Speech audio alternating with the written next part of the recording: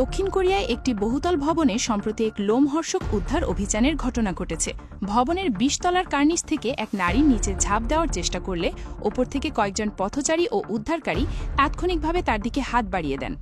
ভিডিওতে দেখা যায় জীবন বাজি রেখে এক ব্যক্তি ওই নারীর চুল এবং হাত শক্ত করে আঁকড়ে ধরে রেখেছেন যেন তিনি নিচে না পড়ে যান।